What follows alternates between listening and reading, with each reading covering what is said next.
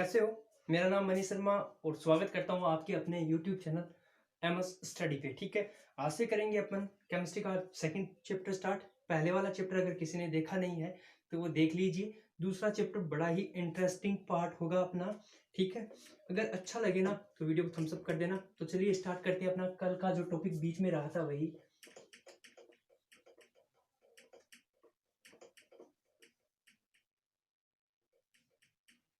ठीक है, chemistry.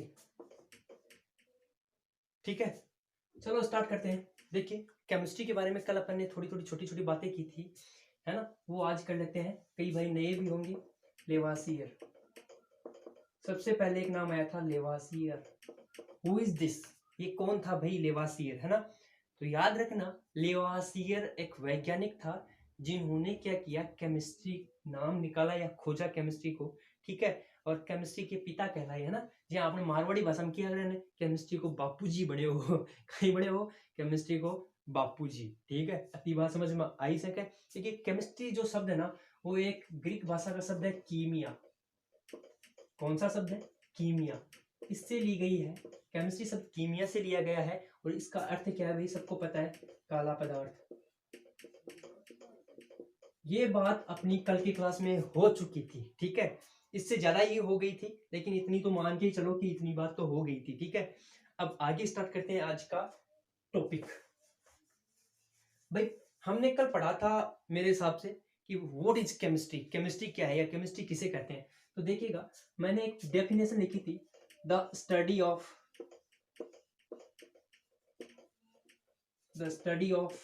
Matter. क्या? पदार्थों का अध्ययन करना ही क्या कहलाता है? केमिस्ट्री कहलाता है। पढ़ा था, द स्टडी ऑफ मैटर, पदार्थों का अध्ययन करना ही क्या कहलाता है? साफ साफ भाषा में केमिस्ट्री कहलाता है। ठीक है, अब पदार्थ है, इनके इनका क्या अध्ययन करते हैं अपन, है ना। पदार्थों का क्या अध्ययन करते हैं? तो देखिए, पदार्थों के बारे में अपन तीन बातों का अध्ययन करते हैं कि भाई पदार्थ का उपयोग क्या है, जिसको आप यूज भी बोल सकते हो, या उपयोग क्या है। ठीक है, ये किस प्रकार से रिएक्शन करता है, REXN का मतलब रिएक्शन करता है या अभिक्रिया करता है, और इसका संगठन किस प्रकार का है। पदार्थ में अपन तीन टाइप की बात करते हैं कि संगठन कैसा है उसका, वह रिएक्शन किस हिसाब से करता है, और उसका उपयोग क्या है। यही क्या है, पदार्थों का अध्ययन क्या कहलाता है? केमिस्ट्री कहलाता है। और ये बात आपकी 9th क्लास की नहीं सॉरी 11th क्लास की NCERT की बुक, मतलब किसकी? केमिस्ट्री की बुक के अंदर पहले पेज के अंदर नीचे से 6-7 नंबर की लाइन में लिख के रखी है। यही बात लिख के रखी है जिसको मैंने इतना बड़ा करके आपको बता दिया। ठीक है, इतनी बात सबको समझ में आई। चलो आगे करते हैं। देखिए, अपने आज का टॉपिक जो होगा वो होगा मैटर, क्योंकि मैटर के बारे में केमिस्ट्री है। पहले अगर अपन को ABCD नहीं आएगी तो आगे जाके क्या करेंगे। तो चलो मैटर से स्टार्ट करते हैं और पूरी केमिस्ट्री को कवर करते हैं। देखिएगा, मैटर क्या है? पदार्थ। मैटर हिंदी में बोले तो क्या? पदार्थ। ठीक है, सबसे पहले क्या करते हैं, पदार्थ की परिभाषा की बात कर लेते हैं। किसकी? भाई, पदार्थ की परिभाषा क्या है। ठीक है, देखिएगा, मेरे हिसाब से पदार्थ की परिभाषा यही है कि भाई वह वस्तु जो क्या स्थान घेरती हो, वह वस्तु क्यों स्थान घेरती हो। ठीक है, स्थान घेर लिया, वह वस्तु जो स्थान घेरती हो, गिरा दिया स्थान। ठीक है, फिर जब कोई वस्तु स्थान घेरेगी तो निश्चित है उसके अंदर कोई ना कोई भार तो होगा। तो उस वस्तु का क्या होना चाहिए? द्रव्यमान भी होना चाहिए, मतलब वस्तु में एक निश्चित द्रव्यमान भी होता हो। ठीक है, फिर देखिएगा, उस वस्तु के अंदर एक गुण और पाया जाता है जिसे बोलते हैं जड़त्व का गुण। जिस वस्तु में जड़त्व का गुण पाया जाता हो, और लास्ट रहता है ना अपना जो टॉपिक है ना, वो रहता है जिसे हम महसूस कर सके, जिसे हम महसूस कर सके। सबको समझ में आ गई होगी बात कि भाई पदार्थ किसे कहते हैं, है ना। तो वह हर वस्तु या वह हर चीज या प्रत्येक चीज जो क्या करती हो, स्थान घेरती हो, जिसका स्वयं का क्या होता हो, द्रव्यमान होता हो, और जिसमें जड़त्व का गुण पाया जाता हो, और जिसमें हमें महसूस कर सकते हैं। अब देखिए एक नाम आया इसके अंदर छोटा सा, जड़त्व है, क्या है ना? जड़त्व का मतलब क्या है? तो देखिए छोटी छोटी बातें समझ के चलेंगे। जड़त्व का मतलब है यदि कोई वस्तु गतिमान है, यदि कोई वस्तु गतिमान है या भाग रही है, दौड़ रही है, तो वो गतिमान ही बनी रहेगी, ठीक है। और यदि कोई वस्तु एक जगह स्थिर है तो वह क्या रहेगी? स्थिर ही रहेगी। यही क्या है? जड़त्व का गुण है। इतनी बात सबको समझ में आई? कोई प्रॉब्लम है क्या यहाँ तक? यहाँ तक किसी भाई को कोई प्रॉब्लम नहीं ना? चलो अगर किसी को कोई प्रॉब्लम हो तो भाई किसमें? कमेंट बॉक्स में कमेंट कर देना, आपका डाउट क्लियर किया जाएगा, ठीक है। फिर देखिएगा मैटर पदार्थ हो गया, इतना समझ में सबको आ गया। भाई मैटर कितने टाइप का होता है? भाई इसके भी तो टाइप होने चाहिए ना। तो types of matter, types of matter सबको पता है, तीन ही चीज पढ़ रखी है सबने, ठोस, द्रव, गैस। लेकिन आज अपन थोड़ा इससे अलग चलेंगे। देखिएगा ठोस, द्रव, गैस के अलावा मैटर दो प्रकार का होता है, ठीक है। पदार्थ दो प्रकार का होता है।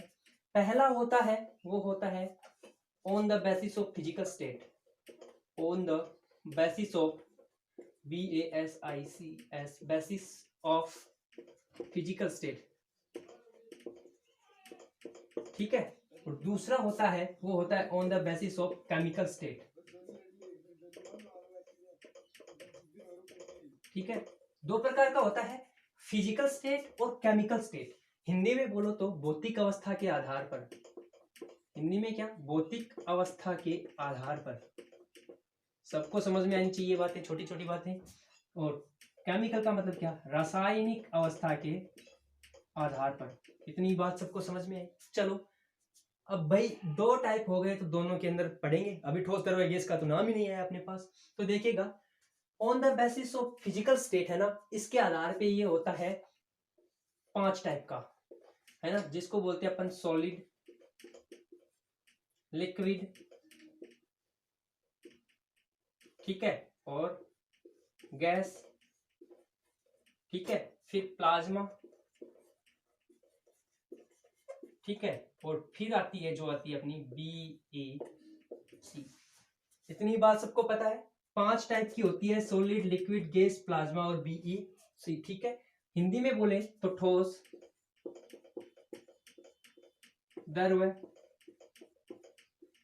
गैस, प्लाज्मा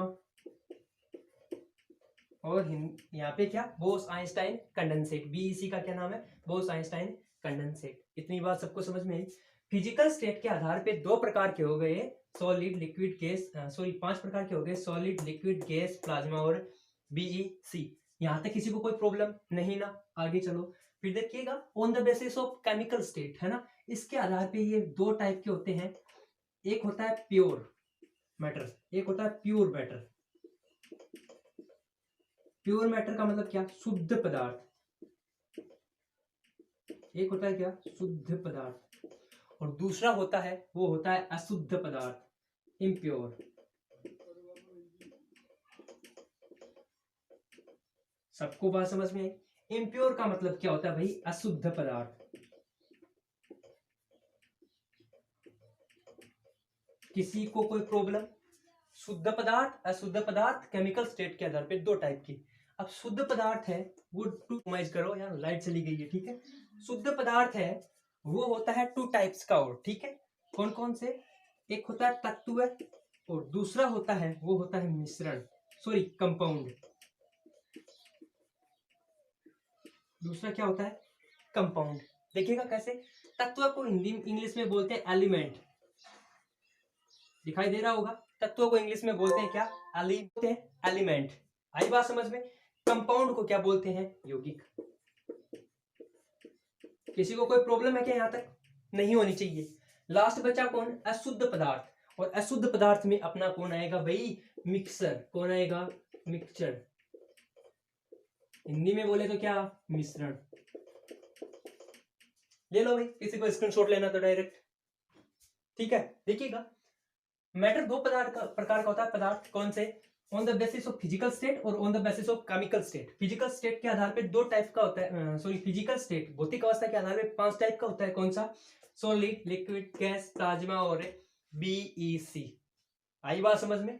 इधर देखिएगा फिर केमिकल स्टेट के आधार पे 2 टाइप्स का होता है, मैटर, शुद्ध मैटर और इम्प्योर मैटर। शुद्ध मैटर का मतलब क्या, एलिमेंट्स, तत्व है, और कौन आएगा, कंपाउंड यानी यौगिक। और इम्प्योर में कौन आ जाएगा, मिक्सचर। यहां तक किसी भाई को कोई प्रॉब्लम है नहीं ना? चलो, अगर किसी को प्रॉब्लम है तो कमेंट बॉक्स में कमेंट, अगर वीडियो अच्छा लगे तो एक पता है ना क्या, ये मार के जाना है, ठीक है। चलो हो गया इतना, आगे करते हैं।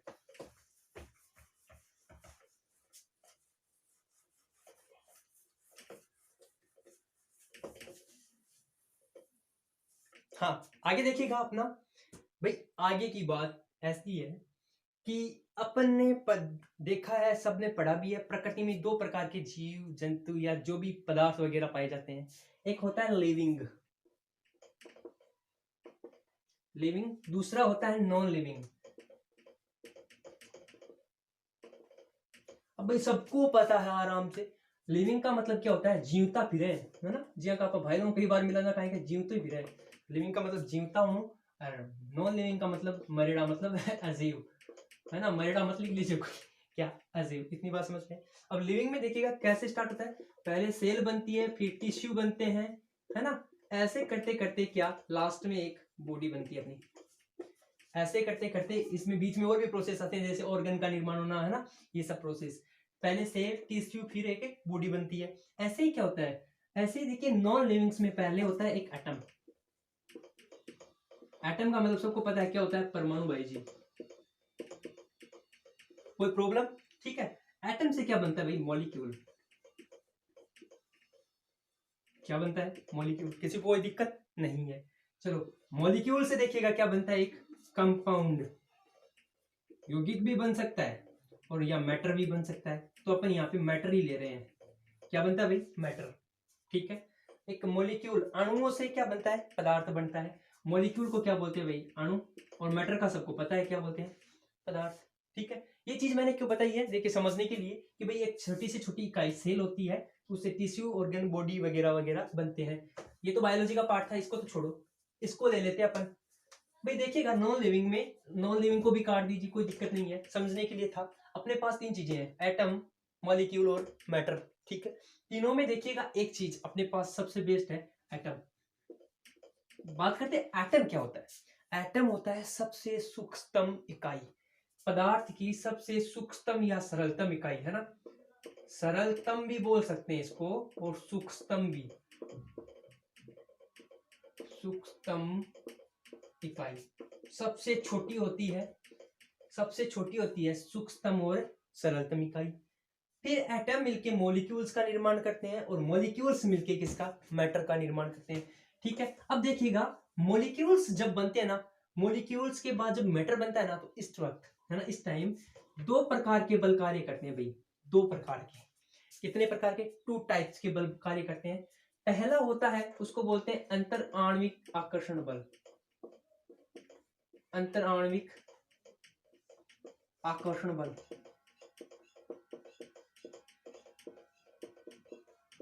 क्या पहला होता है अंतर आणविक आकर्षण बल, और इंग्लिश में बोले तो IMFA, intramolecular force of atoms, है ना, ठीक है। और दूसरा होता है अंतर आणविक प्रतिकर्षण बल, अंतर आणविक प्रतिकर्षण बल,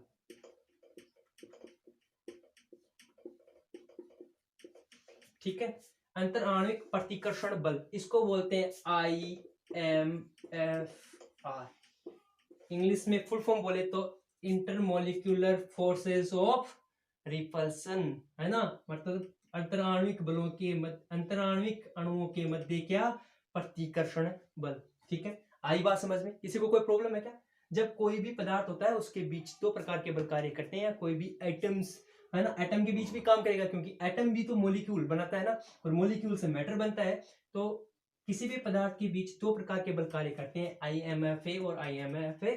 और IMFA को अंतराण्विक आकर्षण बल, और अंतराण्विक प्रतिकर्षण बल। IMFA की फुल फॉर्म हो जाएगी इंट्रामोलिकुलर फोर्सेज ऑफ एटम्स, और इसकी क्या हो जाएगी, intramolecular forces of, sorry, atom नहीं, यहाँ पे इंट्रामोलिकुलर फोर्सेज ऑफ अट्रैक्शन, और यहाँ पे क्या आ जाएगा, इंट्रामोलिकुलर फोर्सेज ऑफ रिपल्सन।